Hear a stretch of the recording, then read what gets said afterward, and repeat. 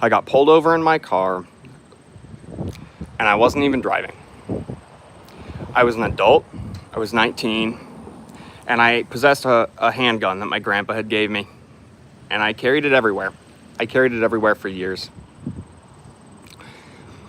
And the officer decided that that I needed a permit. I didn't have his permit, so he arrested me. And then the state of Iowa is now arguing that I am permanently banned from having firearms. Well, when I found out that this was true, I confronted the Mason City Police Department. You see, I had shot somebody in self-defense. I shot somebody in self-defense, and there was no charges filed. I was told on the phone by the sergeant here that the man in the hospital that attacked me admitted that he wouldn't have attacked me if he knew I had a gun, and he also admitted that he jumped on my back and choked me when I shot him. And I didn't know I was a prohibited person at this point. I'd completed probation and I wasn't a felon, and I was an adult, you know? I defended myself lawfully.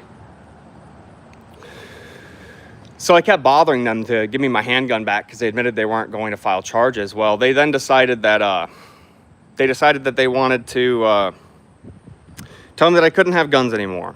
That because I had a misdemeanor that I couldn't have guns anymore. And it was at that time that I walked into the Mason City Police Department carrying a firearm. And it was actually right inside that window that two officers stood with their backs turned to me after I told them I was coming with a firearm.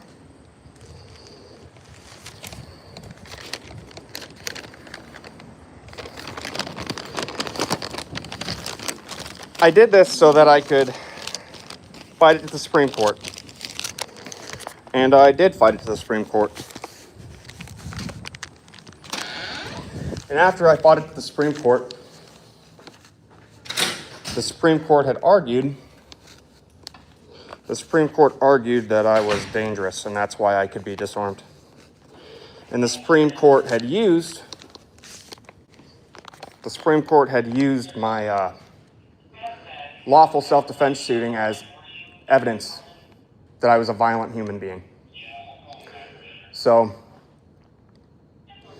I went to the courthouse and I gave the Mason City Police Department a subpoena, and I requested them to give me the information because the Supreme Court accused me of being violent in that scenario, and the Mason City Police Department said with their own mouths that I wasn't violent in that scenario. And they're refusing to give me the records that would codify that. So if I'm violent and I deserve to be disarmed, I think it's just right that the public understand what actually happened. They have the information. I've asked for it before I had a subpoena and they wouldn't give it to me. And it wasn't actually until that the Supreme Court brought it up that I even had a reason to get it. But they still refuse.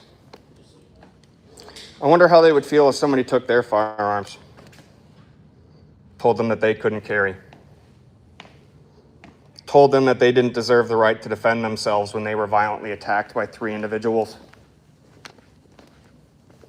Well, they used to display their faces over here on the wall, but it would appear that since the last time I was here and recorded it, they got rid of it. That's awfully convenient.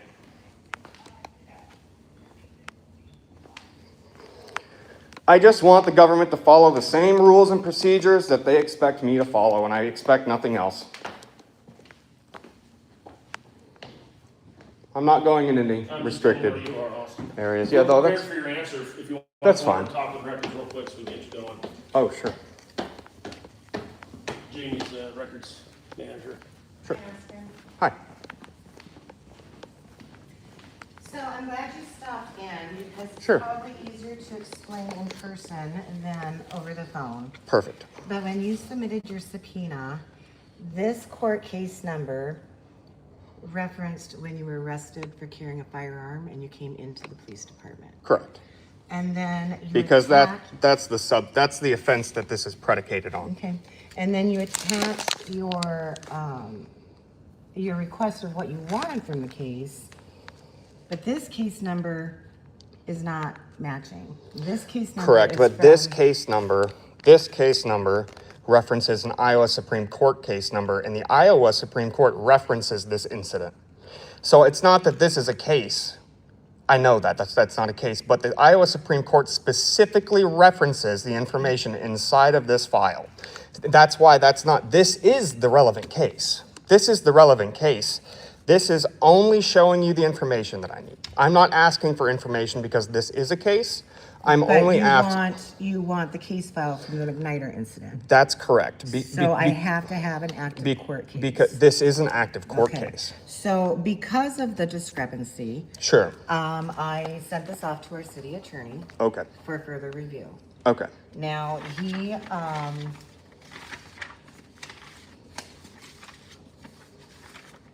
okay.